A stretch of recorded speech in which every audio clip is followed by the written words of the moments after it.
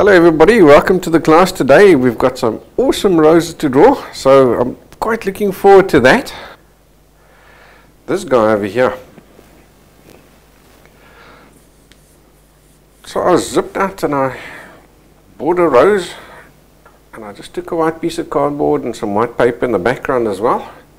So I've popped it on the table like that, and I took a few photos. And I quite liked this guy here. I thought he came out quite nice, because we've got all the basic concepts that I wanted to show you are nicely in this guy.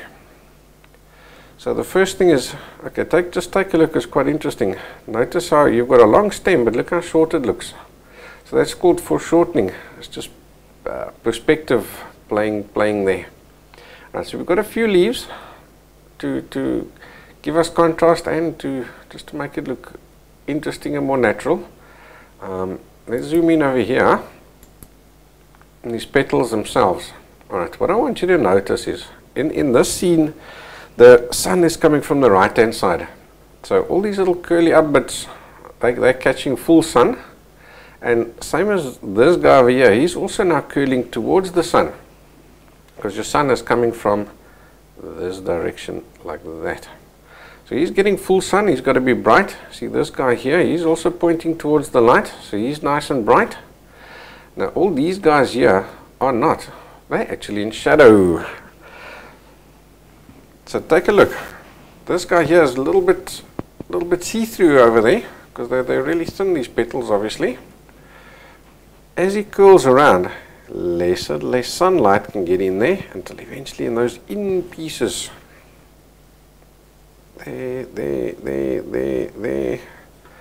there. All those in pieces are the darkest. So you've got to take a look, and you'll see that these petals generally go from light as they catch the sun, and then as they curl away from the sun, they go darker towards the inside like that. So most of these guys are going to have a light through to dark shading, light through to dark shading. See that? Closest to the light gets brighter, and further away from the sun gets darker. But you've got to take a look. Obviously, not each one of these guys, they each one's at their own angle. So they'll be pointing more or less away or towards the sunlight.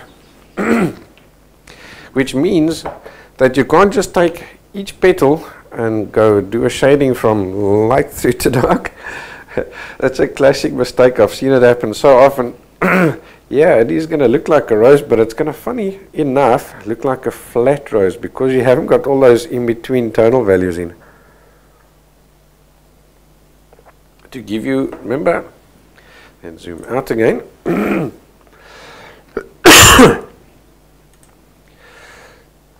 This guy is round, like this, like a tube. And technically, in this direction over here, so sort of a bit of a ball effect there, right? So you could still have closer to the light. So generally, things are going to be brighter here at the top, because this is where it's closer to the sun. And as this guy curls around like this, generally things in this area here are going to be darker. The ball effect. So the same thing happens here. Each one of these guys are going to be a different proportion of sun on them. So these little shadings from light through to dark are all going to be different. So obviously some will be the same, but mostly they'll all be different. Alright, so I have now gone and just converted that guy to grayscale, to make it easy for us to work in here at this stage. Then I've traced the majority of the outlines. See if I can zoom in just a little bit more. So I've traced the major outlines here in blue. Now take a look what I've done over here. I've actually had to extend this leaf a little bit. Let me hide the outlines, because you can see what happens. That guy and that guy sort of, they join there.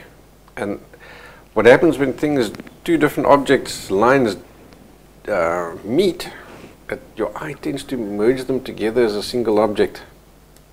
So all I've done is I've just taken that guy was where he normally is, and then I've just moved the leaf up a little bit just to create a little bit of a step there so that we don't have that absolutely perfect join,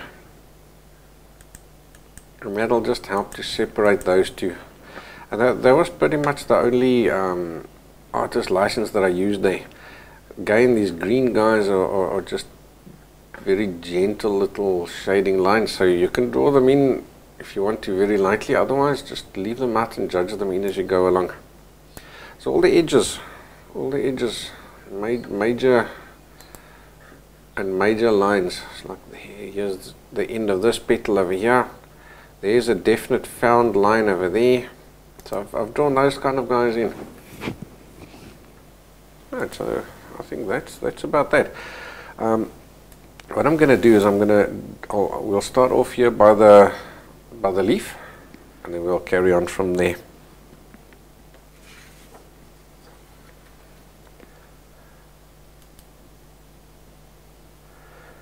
Okay, so here is my drawing book. So what I'm going to do is I'm going to pop him down, and then I'm going to take some masking tape. Then we'll stick him in place.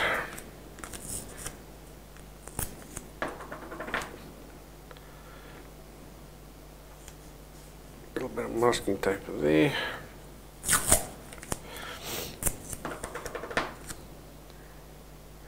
A little bit of masking tape there. And now what you can also do is, if you do want to keep checking yourself, you can take you'll see that the template and the printout, they're both identical sizes. So if and they position on exactly the same place on the page. So if you print them both out, they will line up perfectly like this.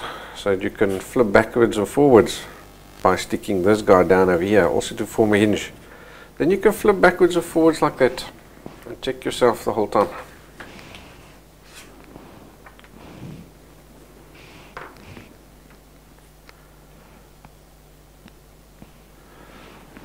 So I'll stick mine down there as well.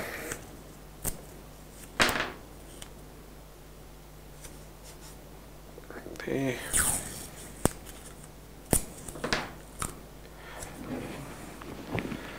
And there.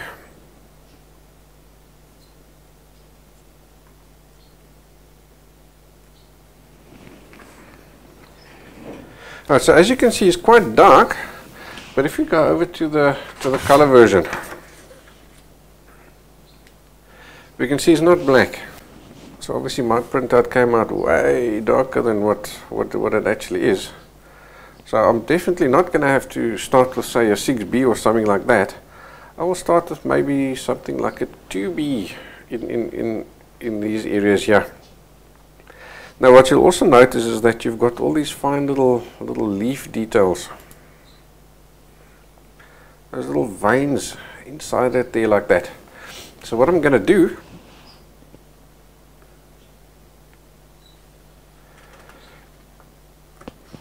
is, let's take that guy off and peel him away, is I'm going to use something like this.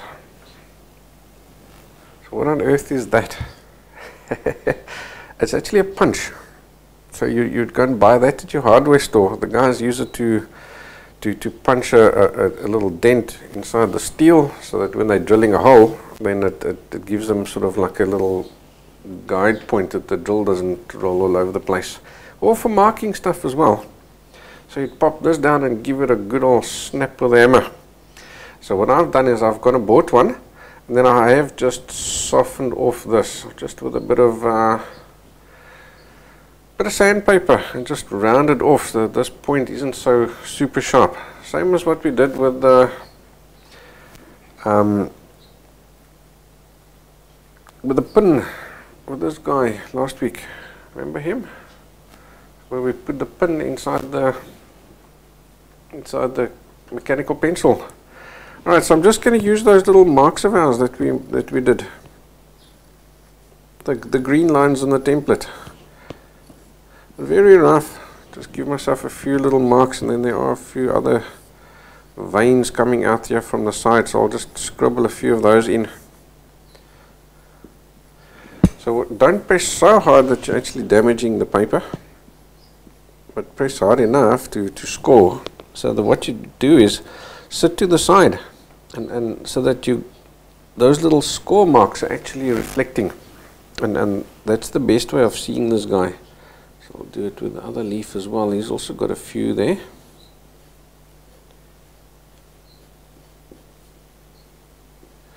There are a little bit squiggly lines, but now take a look. All those little squiggly lines sort of do form a general direction away from the, almost like a tree leaf or tree branches, eh? Alright, so you can't see it now, but now those, let's see if I can zoom in a bit more. Can you see those score marks there?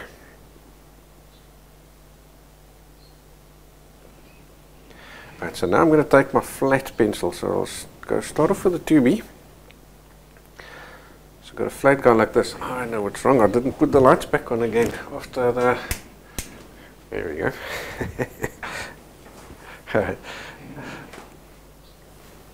Now I can see and there's no more shadows. Alright, so now I'm going to keep this pencil flat, so I'm not pressing hard. And as I go over those indentations that I've scratched in there,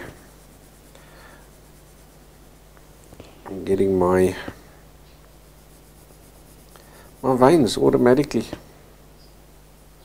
So I don't have to try and be careful and work around those little skinny lighter edges or try and lift them out afterwards or anything like that.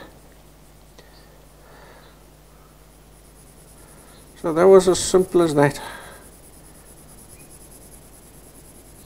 And as long as I keep working with the flat of the pencil and not the point, I'll always have lovely veins like that. Gal says, I think you could use a fine knitting needle for the scoring. Gal, that's possible, I don't know. You'll have to give that one a try. I'll have to plead innocence with that one.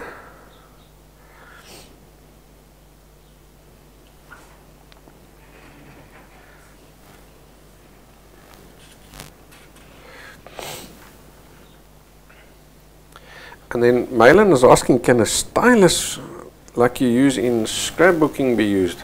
I personally, I don't really know what their styluses look like because I don't do scrapbooking, Malin, but what I can tell you is as long as it's not a sharp edge like a knife that will actually damage the paper, all you want to do is score the paper and not damage it.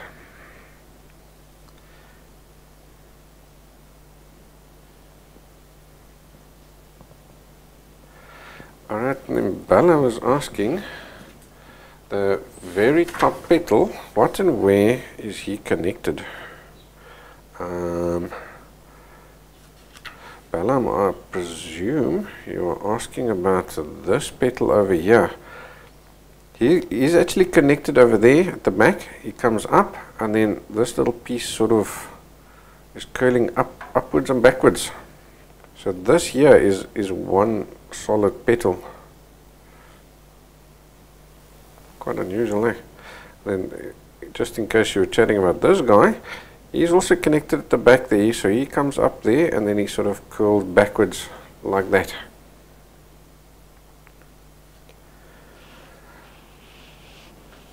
Alright, so let's continue with this guy.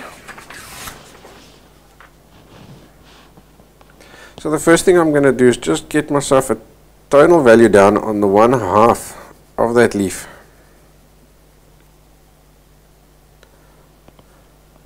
So you'll find these leaves are pretty flat. So there's no major angle differences between the two sides.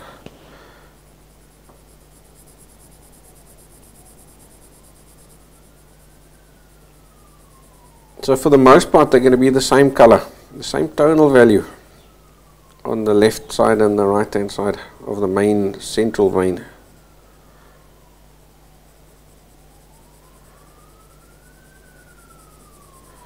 But you'll see with the next one, they are still at different angles, so you do get times when they are different. Okay, so I'm just popping that down there. I think he's still possibly a little bit too light. Let's maybe darken him up even a bit more. Let's go over to say the 4B. So otherwise you start off too light, it just means you're going to have to continue darkening him up as you go along. So I'm using my chisel points at the moment, guys.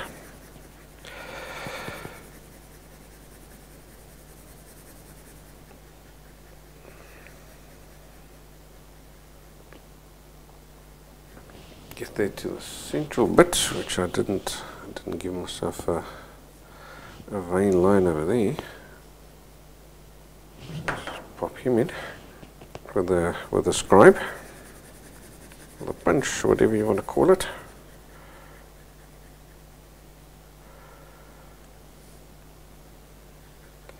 Okay, when you're doing these leaves, you'll have to use the color version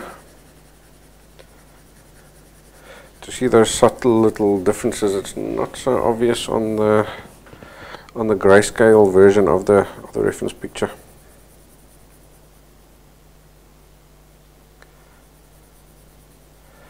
But over here at the bottom, it goes darker over here on this half, sort of like that.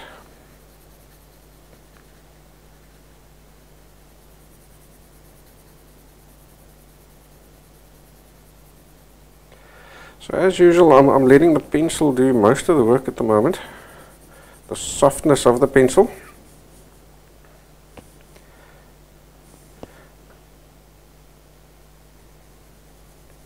Here I'm just going to go in a different direction, more along with the taper of the leaf.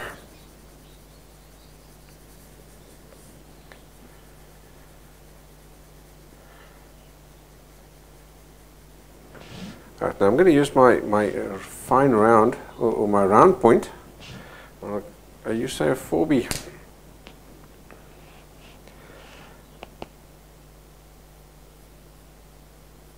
And I'm going to get this edge nice and sharp. So just be careful if he ends up being darker. You don't want a dark outline. So if he does end up being darker, you'll just shade him then inwards.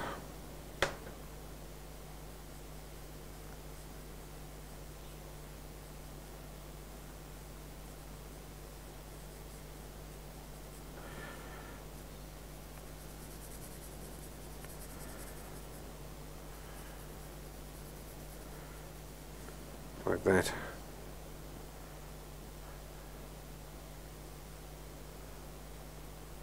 What we're trying to do is just make sure we don't have a fuzzy line here on the edge, because we want distance between the leaf and the background. And the way to show that is with a sharp edge.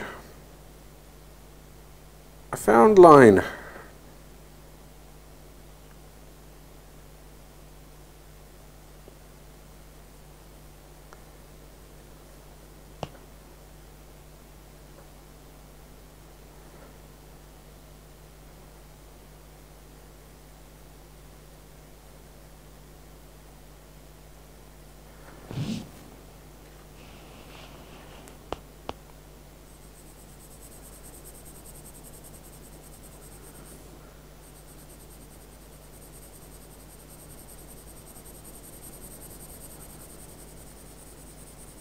If you really do want to go super dark on these guys, then use your graphite pencil.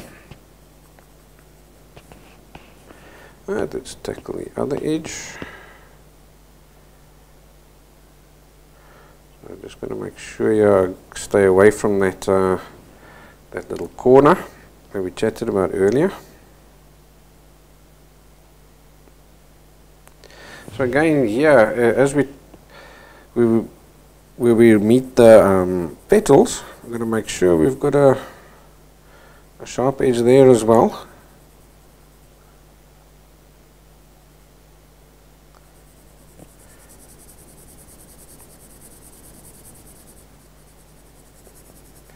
See how nice these little veins are standing out. It's so simple, eh?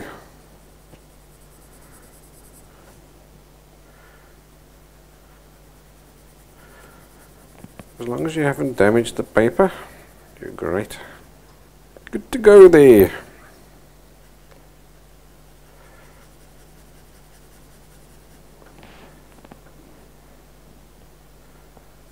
Right, this side and that side is roughly the same tonal value. Right, now what you will find is in between this vein and that vein, it's sort of a little bit raised, and so it forms a high there and a sort of a bit of a valley there. Now with the sun coming from the top right, that guy there becomes darker. So I'll do just a quick little bit of a shading just to the right of each of these guys.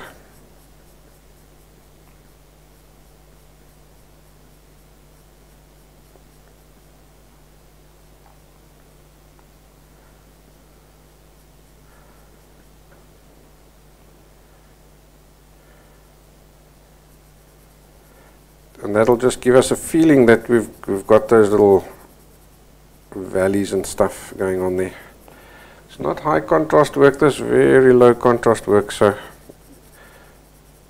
don't kill yourself doing this, and don't make an high contrast, because it just won't look right.